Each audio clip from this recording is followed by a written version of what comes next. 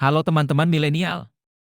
Pada kesempatan kali ini, kita akan membahas secara mendetail mengenai performa keuangan perusahaan Arna di Indonesia dengan pendekatan investasi fundamental. Mari kita mulai dengan pertumbuhan pendapatan perusahaan. Selama 1 tahun terakhir, TTM, pendapatannya mengalami penurunan sebesar 5,7% dari 2.587 miliar menjadi 2.447 miliar. Namun, jika kita melihat dari rata-rata historis CAGR selama 5 tahun. Selanjutnya, kita akan melihat performa berdasarkan laba bersih perusahaan. Pada 1 tahun terakhir, TTM, laba bersih mengalami penurunan drastis sebesar 29,5% dari 582 miliar menjadi 449 miliar. Namun, jika ditinjau dari rata-rata historis CAGR, mari kita melihat profitabilitas perusahaan ini. Gross profit margin pada tahun ini mengalami penurunan dari 40,7% menjadi 36,9%. Sementara itu, net profit margin turun dari 22,5% menjadi 18,3%. Ini menunjukkan adanya penurunan dalam efisiensi operasi. Selanjutnya, kita akan melihat posisi perusahaan berdasarkan return on asset, ROA, dan return on equity, ROE. ROA perusahaan ini pada tahun ini adalah 17,0%, turun dari 22,3% tahun lalu. Sementara itu, ROE perusahaan ini adalah 24,4%, turun.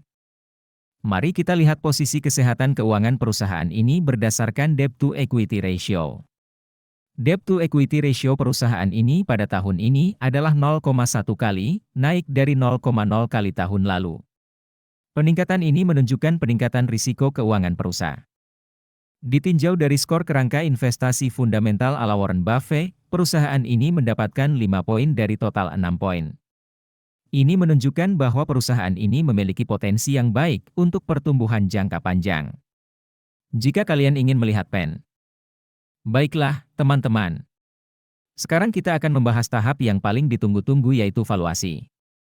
Valuasi adalah proses untuk menentukan nilai intrinsik suatu perusahaan berdasarkan analisis fundamental. Margin of safety merupakan selisih antara harga saham dengan nilai intrinsiknya.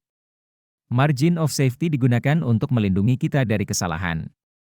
Saat ini, harga saham Arna adalah 685. Berdasarkan valuasi dengan menggunakan metode PB/BEN dan melihat historis 5 tahun, nilai wajar saham Arna adalah 898. Dengan demikian, margin of safety saat ini adalah sebesar 23,7%. Selanjutnya, berdasarkan valuasi dengan menggunakan metode PE/BEN dan melihat historis 5 tahun, nilai wajar saham Arna adalah 828.